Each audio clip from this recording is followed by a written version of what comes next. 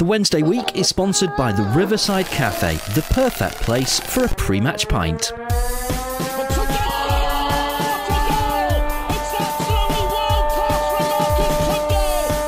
a chance here, a great save by Turner from McClare. Might come a terrific goal by Sheridan. Brexman against Jones. Get in. You could have two goalkeepers in there that would have trouble with saving. Hello and welcome to our second collaboration podcast. It's the Wednesday week and the Owls Americast working together to delve deeper into the world of Sheffield Wednesday. I'm James Marriott from the Wednesday week. James Allen from the Owls Americast is in New York. Now it's kind of late evening here, but I guess I should say good afternoon stateside to you. Yeah, good afternoon. It's a beautiful sunny afternoon, and I've got a beer in hand, which actually makes it a pretty good Monday. Now, we've just had a week of Snowmageddon in the UK. So you telling us it's gorgeous, sunny, beautiful weather over there? That's not a good start, James. I'm just going to rub it in. I mean, there's no flooding. The power hasn't been out in New York. The sun is shining. So yeah, everything's good until Wednesday when the next storm rolls in. Once again, it is our pleasure to introduce our very special guest, Peter Løhmann, who is up in Denmark. Now, Peter, you're in a similar situation to us. You've got the beast from the east has paid you a visit today, I believe. Yeah, we got 10 inches during the day, so lots of snow shoveling in the yard today for me. Is that a genuine 10 inches, or is that the usual kind of on the phone to work, I've got 10 inches? It's a genuine 10 inches, so yeah, it was. But I mean, unlike the UK, civilization hasn't actually ceased to exist here, so we manage. Okay, now you may have listened to our first special a few weeks back, which was exploring the somewhat itchy subject of financial fair play.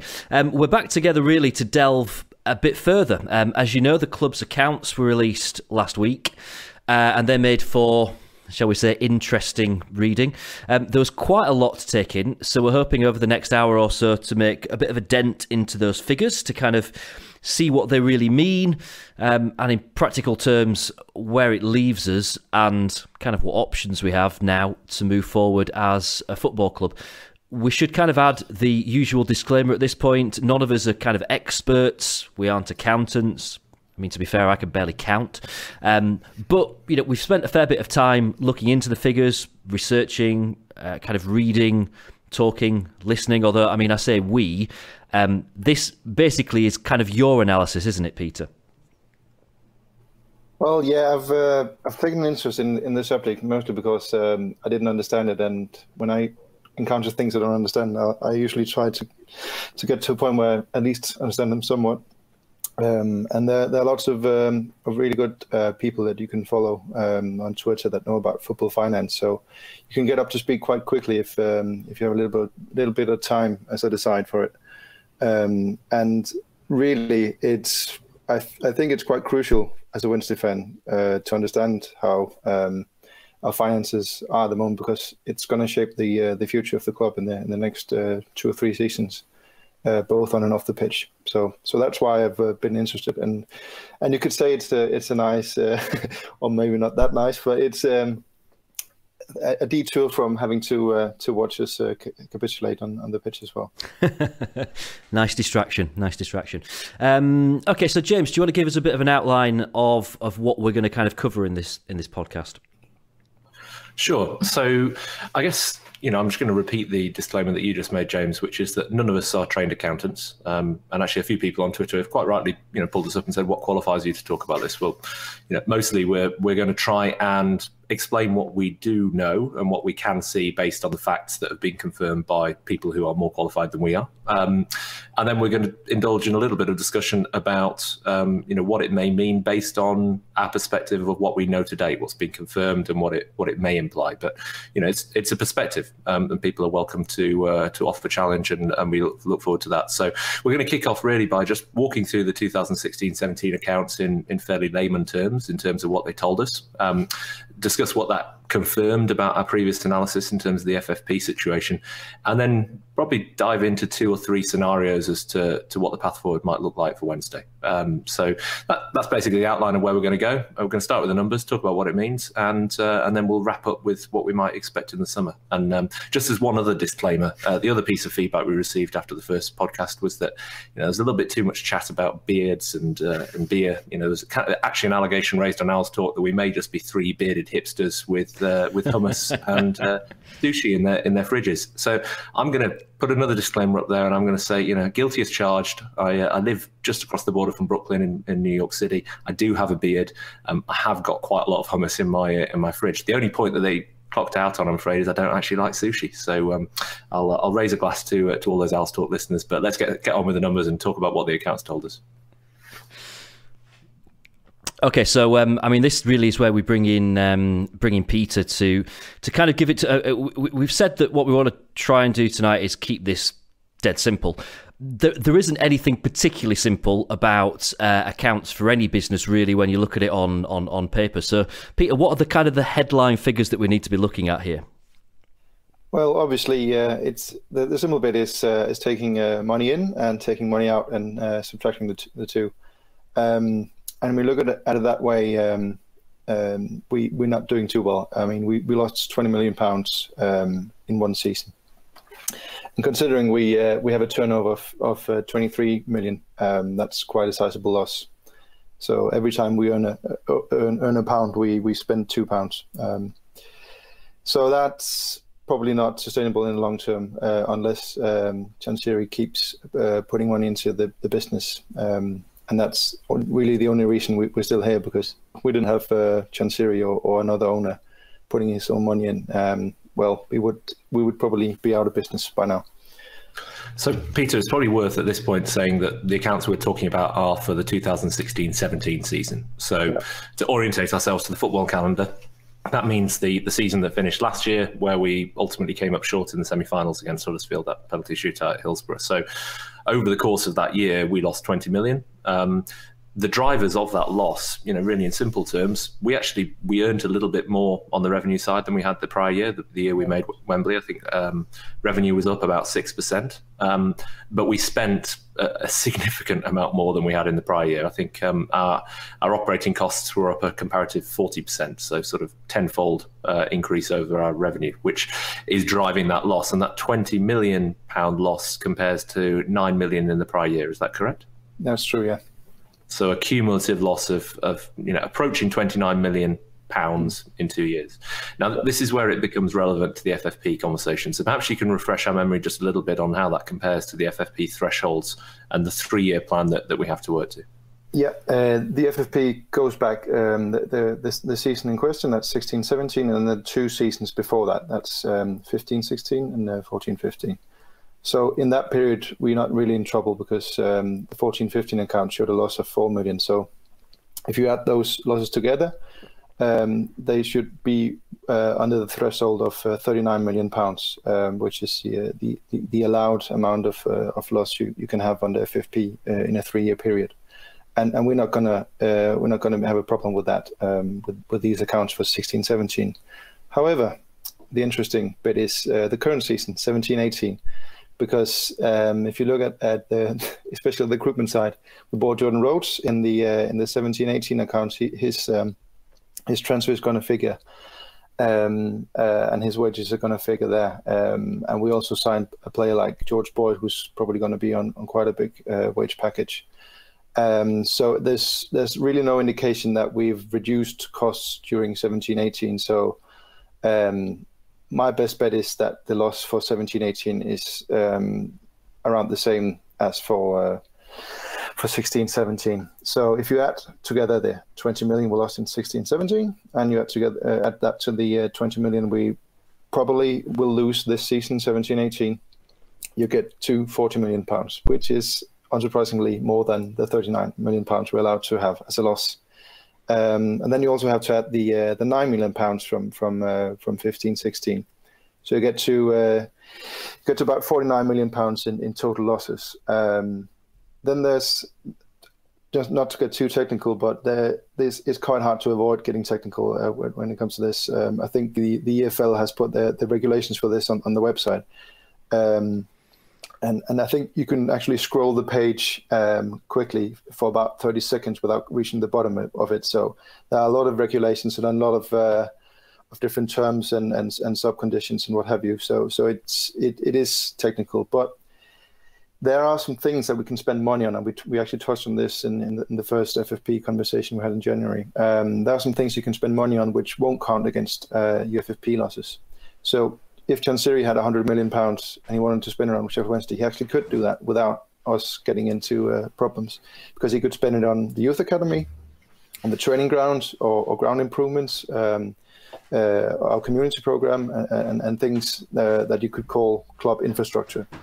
And that's quite important, Peter, because what it means is that the accounts as they've been published, which, as we said, are for the last financial year ending 31st of May 2017, the operating loss that's declared is the operating loss for the business as a whole. The loss that is captured for the purposes of FFP, we can assume is lower than that number. Because there will be some exclusions and some exceptions, which obviously we don't have access to. Only the club know what those allowed elements of expenditure are. And I think I saw an analysis today from the Swiss Ramble, which I highly recommend anybody who's interested in this topic from spending some time looking through, not least because of the beautiful charts that they create of all the comparative finances. I'm a strategist, so I kind of like charts. If it's not in a 2x2, I'm not interested. But what it does point out is that you can probably assume about £3 million a year, roughly, can be deducted from the loss on an annualised basis for those type of elements of spend. That's an assumption. But if you did that, then maybe we get to a £17 million loss this year, £6 million loss in the year previous, 23 million cumulative, and then you're looking at the issue in 17-18. I guess the bigger issue from an accounting point of view right now, unless something changes in our revenue and cost-based structure, we can expect a similar magnitude of loss. And whether it's 17 or 20 million this year, that would put us in breach terms relative to the levels that have been set for profit and sustainability.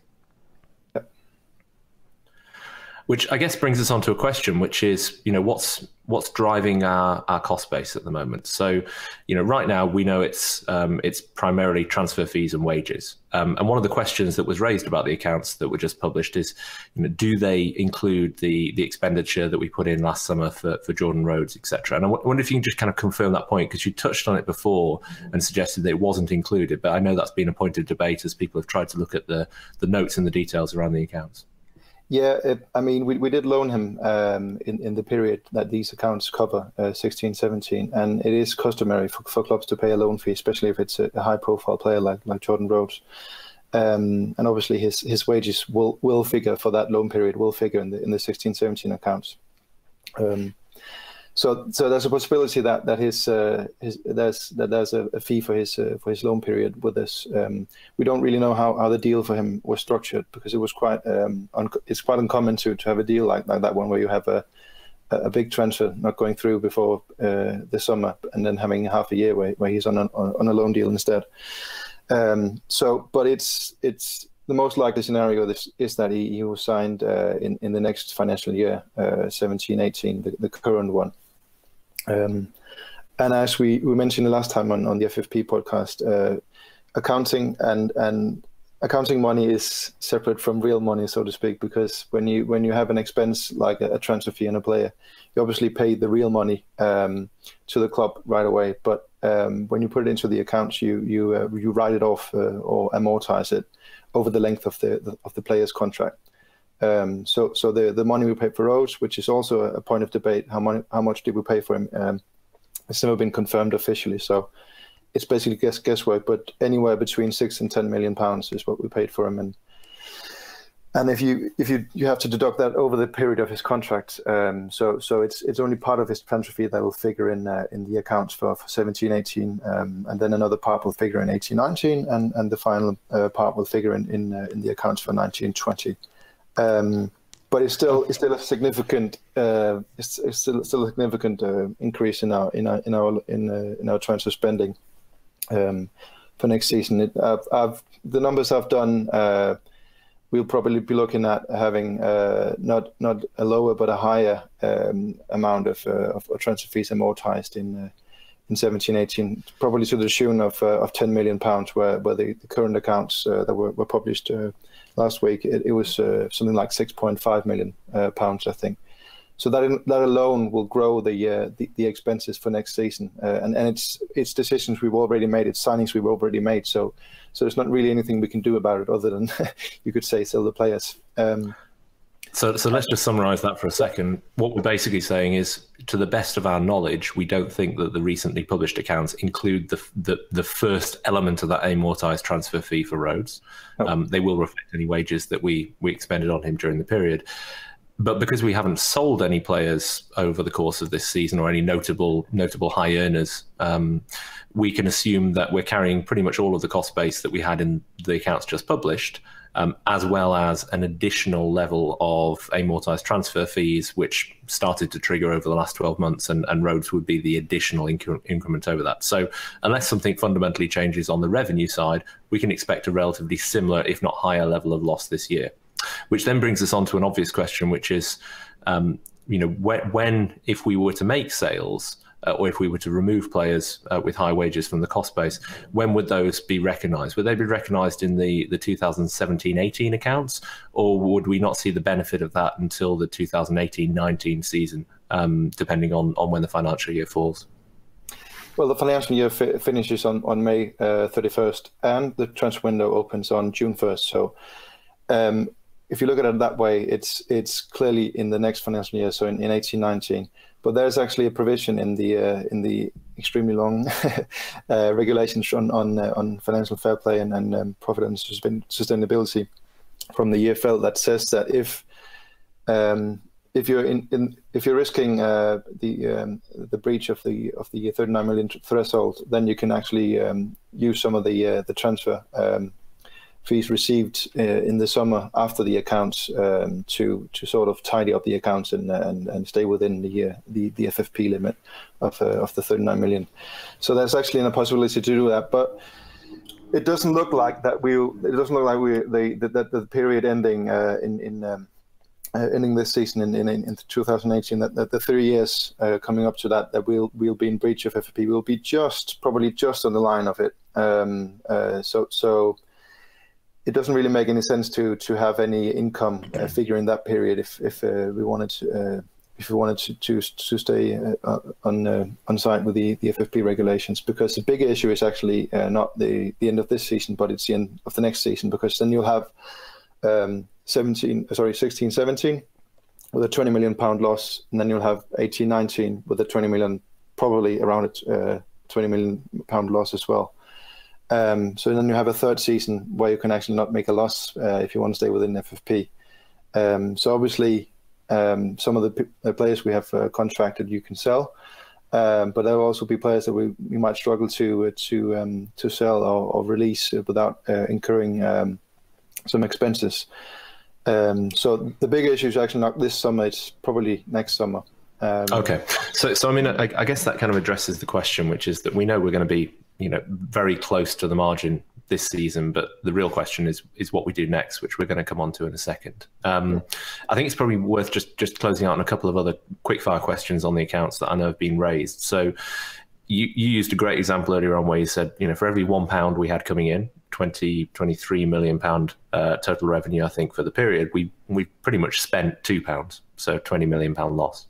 The obvious question is, how do you fund that loss? If you've only got 20 million coming in, how do you spend 40? So the easy answer to that is that we are beholden to the very generous and unwavering commitment of our chairman in terms of his financial contribution to the club, which has been very significant over the past 2.5 years. And it's easy to forget that none of this would have been possible without that injection of cash.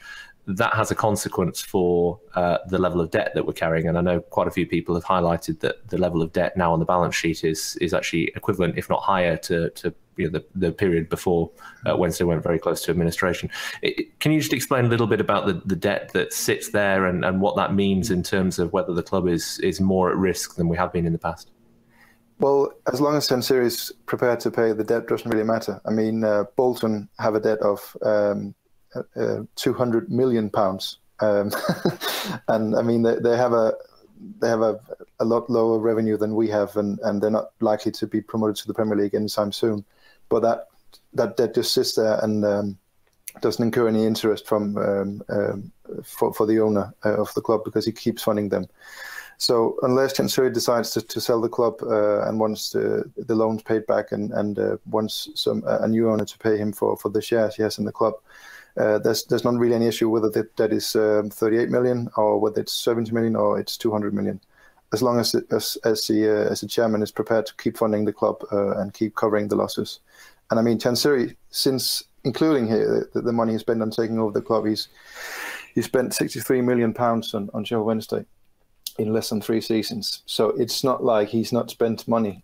He spent a lot, but there are just other clubs that have spent even more than we have, and have the revenue to do that, because they're in a different situation than we are, which we also touched on last time. The uneven playing field of the parachute payments from the Premier League, which actually increased in this season, that their account is about 16-17. It used to be 20 million pounds, but now they get 40 million pounds. So I mean, we have a revenue of 23 million pounds, but the clubs relegated from Premier League just get 40 million pounds stuck in hand before they generate any money from match day income and so on. So it's a huge. That's actually that really kind of caught me cold, and I think I saw a couple of really pertinent examples you pointed to today, Peter. I think Villa were one of them who we referenced their accounts, and they spent 61 million pounds on wages in the same period last year. Yeah. So and they bought 50% as much as Wednesday again.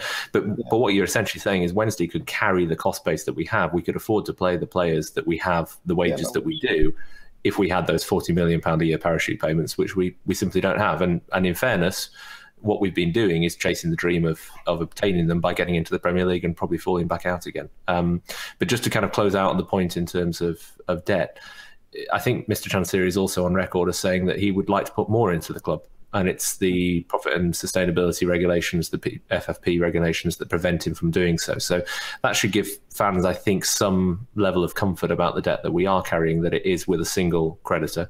It is assumed to be at least low interest, if not interest free, and that that creditor is on record as saying he'd like to put more investment, not recoup his investment from the club. So that kind of pivots us to the future and what this might mean going forwards. Yeah, I mean, it's not an issue. It's really not an issue, because before the money we owed before was to the Charterhouse Bank, and that was with heavy interest, and we also had some loans to previous owners that had heavy interest on them. So that was debt that we had to service. I mean, that is pay money for having that debt. Just like if you and I go to the bank and loan money, they want interest on the loans, and they want the loans repaid over a period. But this debt just sits there. It's not being repaid. We're not being asked to repay it to Mr. Chancery, so it's just really just a figure, as long as Chancery wants to fund us anyway. And it's the same thing at every other Championship club. So I think people should really not focus on the size of the debt, because it's, as long as Chancery is committed to Sheffield Wednesday, it's really just a theoretical figure in many ways. Okay, so whichever way we look at this, we are heading for an issue in terms of financial fair play in the not too distant future. So the concept of let's stick our finger in our ears and do nothing is not really an option. We have to do something, but what options do we have available to us? Well, the easiest option is if you are spending too much money, is spend a little less. I could make a joke here about women and clothing, but I'm too good for that, and don't want anyone to scream at me. 20 years too late, Peter. Just say #MeToo and get past it. Yeah, no, sorry. No, I mean... that was the wrong Me Too reference, just #GetWithReality. Yeah, I know. Sorry about that. No, the only real option we have is to sell players. And in some ways, not so much to raise cash, but more to remove them from the wage bill, because the wage bill is £29 million, which is actually in Championship terms is a quite high wage bill. Interestingly enough, Bison in the season they were promoted, if you exclude the payment they paid to the players for getting promoted, I mean they paid them quite a big bonus. If you exclude that, the wage bill of Brighton in the promotion season was actually lower than ours is in the same year, 16-17, which is quite remarkable because people kept referencing Brighton as a club that spent a lot and had high cost. And yes, their loss was £39 million in the season they went up. So I mean, it's not like we haven't put the resources there to do the same thing as Brighton, that is win promotion automatically. We actually done that right away. It's just the way we've spent the resource and used the resources that has not really helped us in terms of winning promotion. And I mean, again, there's the fine margins of being in the playoffs for 2 seasons running and going out to a single goal at Wembley and a penalty shootout in the semi-finals the year after. So it is essentially, from the outside, it looks like a lottery ticket that Mr. Chansiri has bought on the expected arrival in the Premier League and £100 million a year in additional income. And it's so painful to think about that, isn't it? Because there's been those 2 moments of the last couple of years where all 3 of us and I'm sure everybody listening has really sat there and thought, today might be the day we get close or there. If it was Wembley, then obviously we were right there in the semi-final. Frankly, that was a winning playoff campaign if we'd got it right. And if we'd gone up, we wouldn't be having this conversation because the income would easily mask our expense base and we'd be able to recast with much more flexibility. But what you're saying is we now have to recast the squad and we have to try and think about how we recalibrate the entire playing staff to match the type of capability that Brighton had last year at a lower or preferably significantly lower cost base. So the obvious question comes, who can we sell and how do we get some of the highest earners off the wage bill to give us that type of flexibility, which, is a conversation I think we can all speculate on, but it's worth kind of, stopping and talking for a minute about, who is actually generating this cost, who's on the wage bill that, realistically Wednesday are going to have to consider moving on in the summer and who's saleable amongst that group.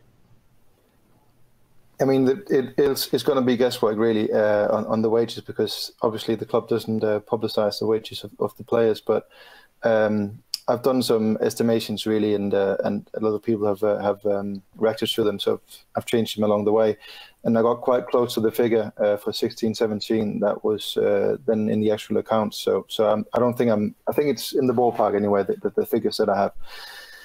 But I mean, under FFP. You obviously get the transfer fee right away when you receive it. So that's different from when you're buying a player. So you don't amortize a transfer fee that you receive, which is a big bonus for us because it means we can generate funds quicker than we would otherwise be able to do.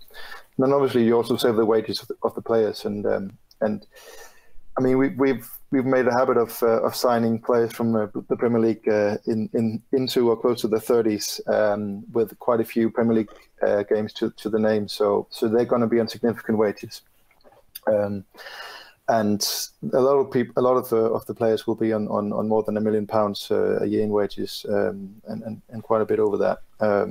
So that's the money you save per season essentially if you sell them. And then there's obviously also the transfer fee for some of the players.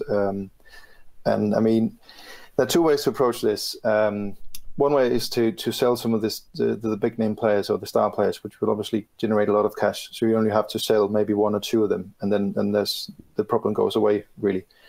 The other way is to get rid of the deadwood and then maybe sell 1 big name player as well to generate some cash to replace the deadwood players with. So that's really the 2 options I see us having. And if it was up to me, which thankfully for the sake of Sheffield Wednesday's future it isn't, I'd definitely recommend selling Kieran Westwood because in Wildsmith and Dawson we have 2 very able young keepers and we could easily recruit a lower league third choice keeper as well to be a backup for those 2. And Westwood has been declining in quality and he's become more injury prone. But he'd probably still generate quite a decent transfer fee considering his age because of his reputation. So that's a bit of a no-brainer for me. If we are forced to sell, which we are otherwise, we'll be under transfer embargo, which I don't think anyone in our fan base is advocating we should be. And then I'd look at what positions we're really well stocked in, and we well stocked in up front really. So I mean, Sam Winnell is already at Derby, and there might have been a fee agreed as part of the loan arrangement, and we can all pray that's not the case with with Butterfield. But Winnell is an option because he's a young player. On the other hand, you could say he's a young player, which means his market value may go up as he gets better, hopefully during the coming years. And then you could also think. I mean, your nuclear option is to put someone like Adam Reach up for sale, because he would fetch on the good side of £10 million probably, and then you make the problem go away right away. But he's by far our most important player at the moment, and there's every indication he's going to get even better in the coming season. So we would really be selling a player for let's say £12 million that could in 2 or 3 years be worth double that if he continues his development. So that would be, I would say, in business terms, unwise. Also because we are up the proverbial creek full of feces, but we're not quite taking in water yet. So it's desperate times, but we can actually we have some wiggle room. So I'd probably look at offloading some of the older players on higher wages, players like Boyd and Jones, and which we should definitely not renew the contracts of players like Ross Wallace and Glenn Lovens, and probably not Padilla either, considering his age and injury proneness as well. But the issue is one issue is servicing the loss, so to speak, that we're facing. I mean, the breach we have of the FFP at the end of 2019 of the 18-19 season. Sorry, and we probably need somewhere around £10 million, maybe £50 million generated to be able to both not breach the FFP limit, but also be able to have a little funds, a little bit of money to reinvest in replacements for the players we're going to be moving on. So that's probably the ballpark figure. So you have to add together the transfer we receive and the wages we're going to save for that season. So basically. I'd probably advocate selling Westwood and one of the strikers, and then get rid of some of the deadwood, which in my book includes George Boyd and probably a little harshly, but considering his wages and his age, David Jones as well, and definitely not, as I said, renew the contracts of Lovens, Podil, and Wallace. That's probably that could probably do the trick. But there's I mean, considering how we've performed this season, there's also the argument that this squad isn't capable of doing what it's supposed to do, and is Sanchero really interested in reconfiguring the squad to like say a safe top 10 club or mid-table club.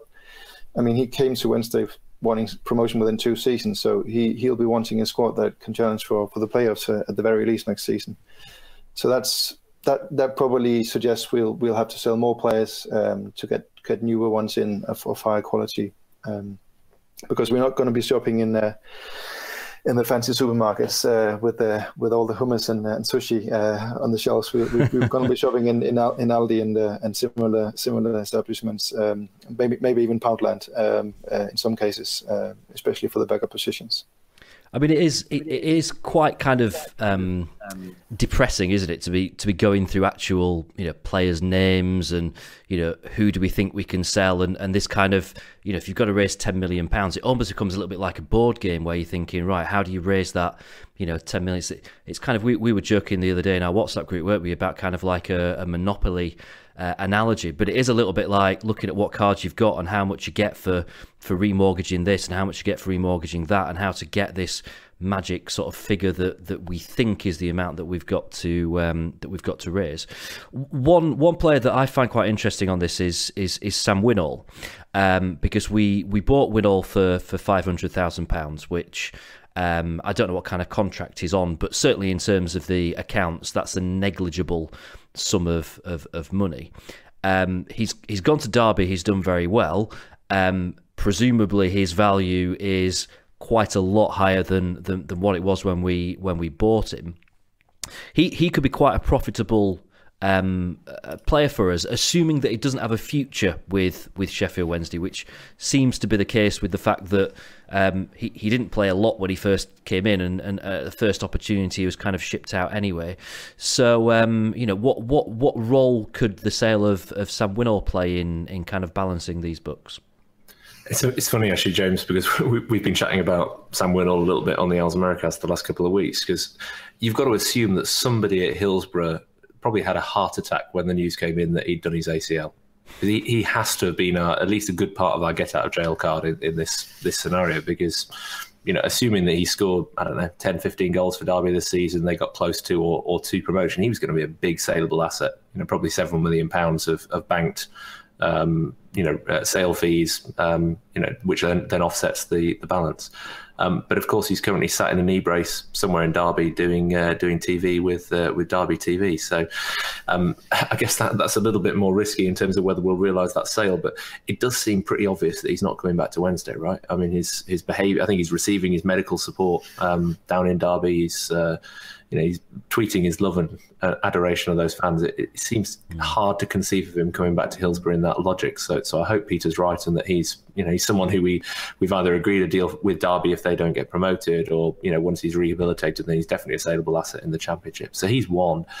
I mean, you've got to look at a couple of other players as well who perhaps were already in plan for sale, and then injury in the final destination scenario intervened. Fessy being an obvious candidate for that. We believe that his sale price was heading towards 10 million in the summer. Is a fully rehabilitated and fit Fernando Forestieri also a player who we can cash in on and move beyond as we go into next season? Yeah, I'd say so. The problem is, though, both with Winnall and Forestieri, the Hoop and most of the other squad members, Bannon and Lees as well, is that they've been injured. So that would depress the value of them, because obviously if they've been coming off a really good season, they'd be fetching a lot more money, especially with the hysterical transfer fees that are being bandied about. I mean, in a market where Gary Medine can fetch £6 million to a club chasing promotion to the Premier League, we should probably not be looking at the figures I mentioned before. I mean, I've assessed that we could probably sell Fessy for £6 million in my mass, and that's probably too low. But I mean, on the other hand, if other clubs know that we're in distress financially and need to sell, that automatically lowers the price for us as well. So you have both the desperation we have, or semi-desperation we have, that lowers the price. Then you have all the saleable assets having been injured, which also lowers the price. So from a business sense, if we can in any way keep these players and have them playing again, that will increase their value. So if we can in any way wait for some of the really saleable assets, like Forestieri, like Shaw, or like Winnall, if we can in any way wait to sell them until they've proven themselves at the level they were before they got injured, then that makes a lot more business sense, because then we'll get more money for them. So that's probably why I'd be more hesitant to sell someone like Forestieri in the summer, because he'll quite likely not be able to prove himself in the Championship again, because he'll be essentially doing a long rehabilitation period, even including some of the matches. Is there an option to do that, by the way? Is there an option to not reshape the squad this summer and wait until January to do it, when some of these players may be back fit and able to put themselves back in the shop window? I know it would be another big gamble, but would that be possible? It could be, yeah. But the problem with the January window, though, is we have to find replacements for these players. Their values might increase as well, but there's some research done that shows you that the transfer fees paid in January are quite a bit higher than the ones paid during the summer. So we'd have to buy replacements in a market in a January window where we'd have to pay more for the players we're getting in than we would otherwise do in the summer. And then there's also the argument that if you want to have a team organised, you really need a preseason, especially because we're looking at reshaping our defence, aren't we? So reshaping the defence in January with matches Saturday, Tuesday is a lot harder than doing it during a preseason where you have a lot of time on the training pitch. So we could, but it's definitely an option. I mean, it's not like, as I said, it's not really this summer that is critical. It's really the summer after in 2019. So we could definitely wait and not sell for during the summer and wait for January. But there's also another issue, just to bring it back to some of the technical stuff in FFP, and I'm sorry if people are nodding off at me keeping on about the technical stuff, but other than doing the accounts and sending them to the EFL, we also have to do a forecast for the current financial year, and that's going to be the same case next year. So that forecast really has to show you how we're going to reduce our costs for next year when we have to do it in a year's time. And you'll have to assume that the club will want to have the deals done before then. So I think there's every indication that we'll be looking to sell quite a few players during the summer. So Peter, that actually addresses one of my questions, which is, I was going to get a bit sneaky and say, well, let's stop being too negative about this. What if we just sort of said to hell with FFP and we're going to do a Wolves and we're going to ramp up our spending this summer and say, well, it didn't work in the first 3 years, but year 4 is the year we're going to spend our way out of this and we'll just take the fine on the other side. Are you telling us that forecast would at the very least have to be extremely well disguised? Albeit probably not be possible because the EFL would have to actually sign off on those transfers. Yeah, definitely. And there's also actually the option that the executive of the EFL, they have a regulation in there that says if you're asking us to register a player where we can clearly see the transfer fee for the player will put you in breach of FFP, we can refuse to register the player. That is already sort of veto the deal and impose an embargo. So you don't even have to breach the losses. You can just, but then on the other hand, if you look at Aston Villa in 16-17, they spent £88 million in transfer fees in a single season. And I mean, we're quibbling about Wednesday spending about £25 million over 2 seasons, and considering that to be a lot, and considering that going for it. And that's really one of my points in this. It's that we really set ourselves between two chairs in this, because one way to go at it is to go the Brentford or Preston route, where you're quite frugal and you buy players you can sell on for a profit, and that's the way you finance a small loss, and then you hope for the playoff lottery to give a payout at some point. The other route is the Wolves route. Which is really the only route now for a club that doesn't have any access to parachute money. Is to just really put it on steroids and go hyper berserk with the spending, but also do it wisely, because the thing with Wolves that people tend to forget is it's not just that they've thrown a lot of money at it; they've spent it wisely. As I said before, we've spent quite a bit of money as well, but we've not spent very wisely. Wolves have bought some super players because of the contact with a Portuguese football agent. Players that could easily play in the Premier League, but the agent has convinced them to play for Wolves as part of probably of a deal with the owners of Wolves, and they'll all be getting a big payout once Wolves get to the Premier League. And if they hadn't, people will probably say, "What's if the gamble failed for Wolves?" Well, then they have players sitting in their squad that they could sell for 40, 50, 60 million pounds, and just in one go, in one fell swoop, you'll have the ghost of FFP go away again. We can't do that because we barely have an entire squad worth that amount because of the type of players we've bought. Yeah, it does bear the point, doesn't it, that actually we're spending a lot of time talking about what.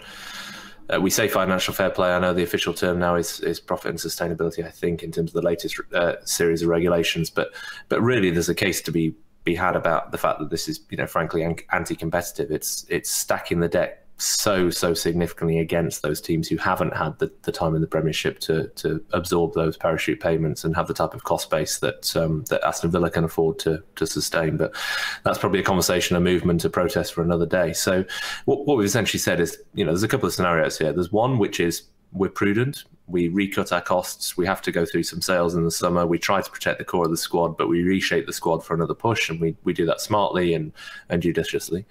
There's a second scenario, which is where we go hell for leather, but that's probably not possible because the EFL would probably stop us in our tracks if we tried that.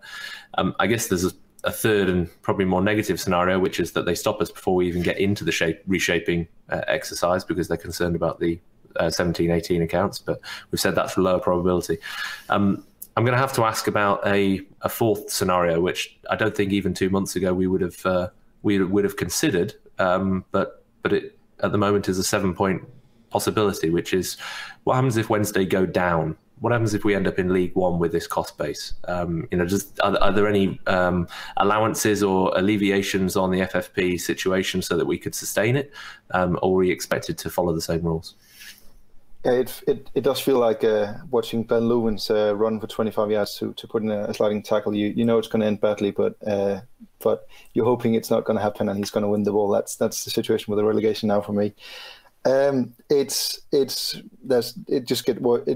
get worse if we get relegated. Not just because we'll be in League One again, but because the FFP rules or profitability and sustainability rules are a lot stricter in League One. When you get relegated from the Championship, you're allowed to spend 100% of your income on wages. So that's, I mean, we spend at the moment we spend about 120% of our income on wages. That is, every time we have £10 in income, we spend £12 on wages, and we would have to bring that down to spending the £10 we get in, so to speak. The problem is though, even though we don't have the parachute money, the so-called the graciously named Premier League solidarity payments, which is essentially the money they give to championship clubs to show about the chasm of inequality between the Premier League and the Championship, that would fall away almost entirely. It's about £6-7 million in the Championship, and it's around a bit lower than £1 million in League One. So that would mean our income would fall 6 million. We'd probably also see lower attendances in League One. I mean, there's been a surge in the last few years when we've been doing well, but when we were back in League One under Mandarich, we didn't really have that high attendances, and I mean the ticket prices we've instated, they are not sustainable at League One level, that's for sure. So we'd probably also lose, say, about £2 million from lower gate receipts. So in total, our income will probably fall from 23 to £50 million.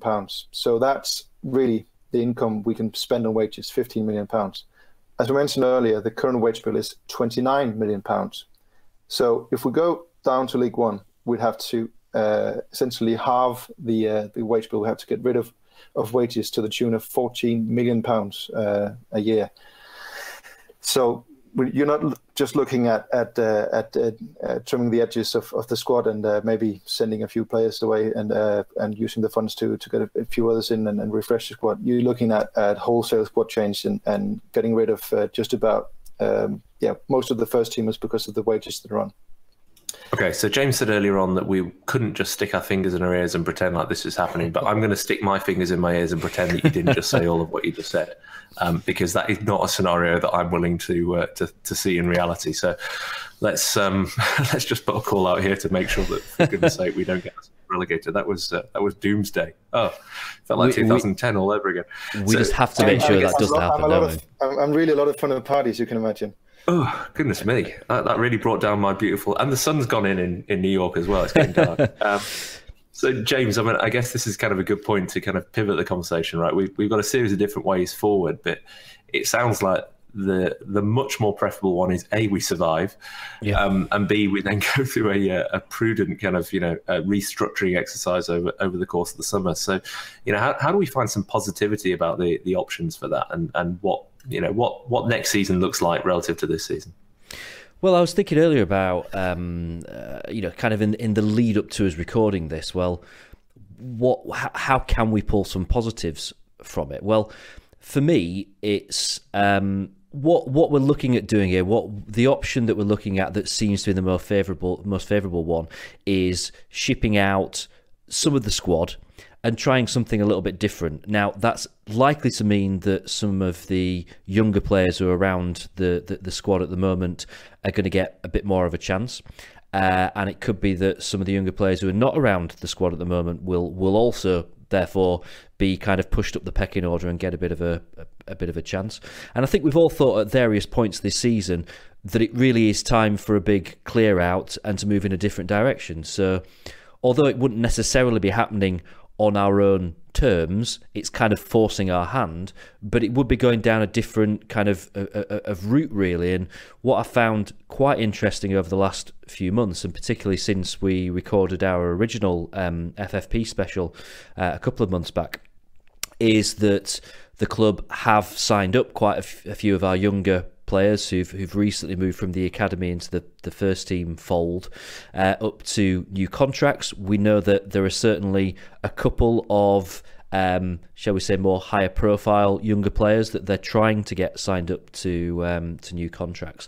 So that maybe gives us an indication that that's a direction that they are looking towards, which is putting a bit of faith in some of our younger players that have come through our academy system, or have certainly been involved in our academy for the last few years.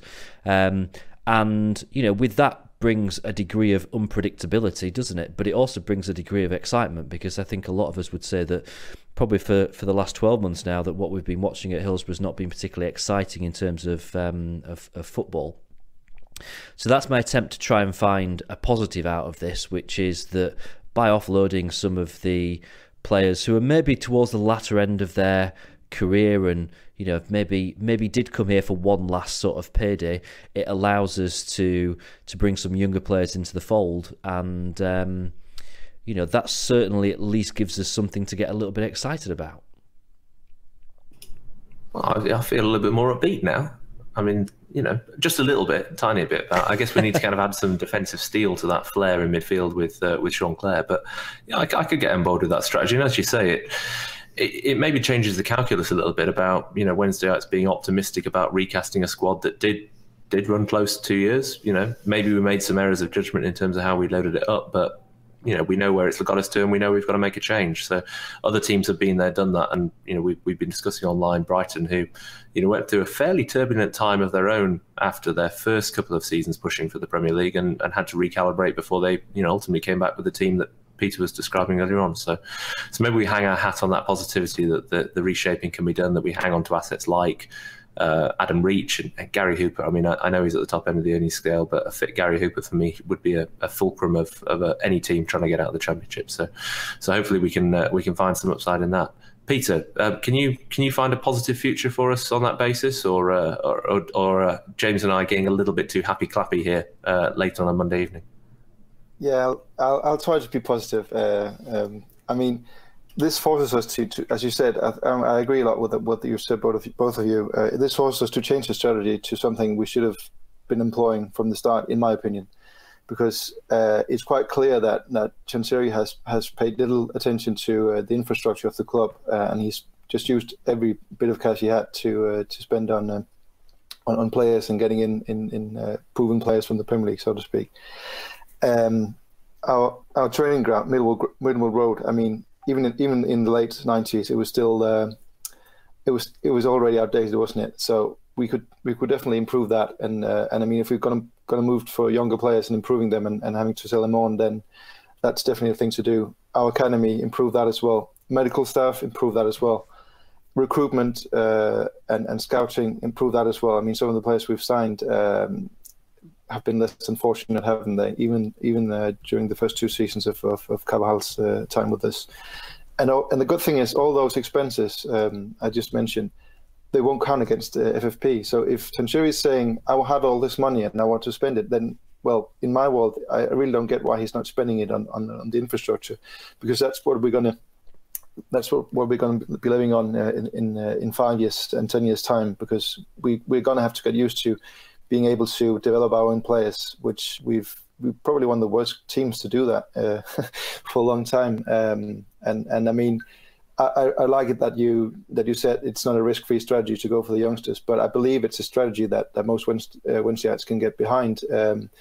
But there's always the risk that people are aren't enough, don't have enough patience with the youngsters as well, and I mean, it really comes down to me down to the fact that the Wednesdayites have to change their expectations and stop expecting this team next season to push for promotion. We have to have a consolidation season next season, and maybe even the season after. But if we do this right, we do have considerable resources available, and if we invest them in up and coming players who are cheaper than the players we bought now, there's a real possibility that we can organically grow season over season, and maybe in 2, 3 or 4 years' time, we'll have a really good squad that could challenge for promotion. I really think that's the only option. I mean, the other options are too high risk and are too likely to fail. Yeah, I think you're right. Actually, it does feel kind of talking this through. It kind of brings you to a natural sort of conclusion about the only real way that we can, or certainly the preferable way to go about this really. And just a couple of things that I wanted to kind of mention, which people might be listening thinking, well, what about? Obviously, the multi-year season ticket things come around again. It's worth just pointing out that if you buy a 5-year season ticket, for example, that money is spread over the 5 years of the accounts. It doesn't all go into the accounts for this summer. So that's not kind of like the club's easy fix to this situation, because it doesn't get round the kind of the immediate problem of needing money to come in. And it's worth just mentioning merchandise as well, in terms of the fact that we're often accused as a club of not maximising our revenue in terms of the merchandise, and particularly the shop and what we've got available. And obviously, the shirt fiasco kind of rears its head here at this point. And certainly we could probably bring more money into the club, but nowhere near the amount that we're talking about that we need to kind of be bringing in the not too distant future. So I thought that they were just kind of points that were worth getting across in case they were on people's minds, because they're things that I've sort of thought about. It is a subject that we can talk about probably for hours, and again, it does feel like we've really kind of barely scratched the surface. But for now, that will bring us to a close of our special collaboration podcast, the second in kind of an occasional series. So time for our sign-offs. Peter? Been a pleasure talking to you again. And I mean, if people are interested in this subject and want to learn more about it, you should really be looking at a Swiss Ramble, at Swiss Ramble on Twitter, which is an account James mentioned earlier as well. He knows a lot about this sort of stuff, and he compares the clubs, so you can see how we are compared to the other clubs and how far behind we are actually. And the other guy I think you should be looking at is a guy called Kieran Maguire, also on Twitter, and he does a similar sort of thing, but he goes through the accounts more thoroughly for single clubs, and he's done the same for Wednesday. And both accounts have done run-throughs of Wednesday's accounts just in the last few days. So you should have a look at. I've retweeted quite a few of their tweets over the last few days. So if you look at my timeline, certainly you'll find them, and otherwise go through those two accounts. Okay, and Mr. Bearded Hipster. Yeah, I'm off to have a dinner of hummus, and I might even try some sushi. No, it's been an absolute pleasure talking with you guys again. So, particular thanks again to Peter for just being so on top of the figures and sharing his perspective. I'll say again, these are perspectives. We're not trained accountants. We don't have access to figures that everybody else doesn't. So, we're just interpreting things as we see it. But, hopefully this has been useful to people. And if you're interested in other perspectives on Wednesday, you can find me at Manhattan Owl on Twitter or at Owls Americast for broader American perspectives. What I will say is that, we've tried to address a lot of questions that we put out on those Twitter accounts, or gave people the option to raise questions over the last 48 hours. I think the only one that we've not been able to address directly is a pretty insightful question or challenging question that was raised by somebody nameless, who said, who would win in a fight between a bear and a shark who are fighting FFP? Which I'm going to be musing on for months. But what I will say is that in my mind, the bear and the shark will tag team and take down FFP. because if there's one conclusion we can all draw from this, it's that FFP is fundamentally unfair when it comes to trying to level the playing field with the Premier League. So I'm all for the bear and shark in some kind of tag team wrestling combo solving this particular problem for us. So it's been a pleasure talking to you guys, and looking forward to seeing how the club progress with this when we survive in May. You can find me on Twitter at James Marriott, as in the hotels, which I don't own any shares in, unfortunately.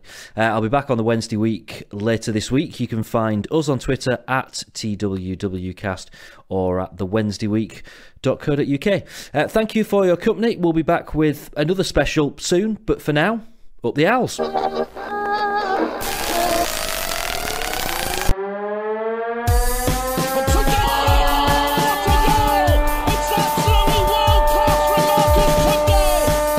Chance here.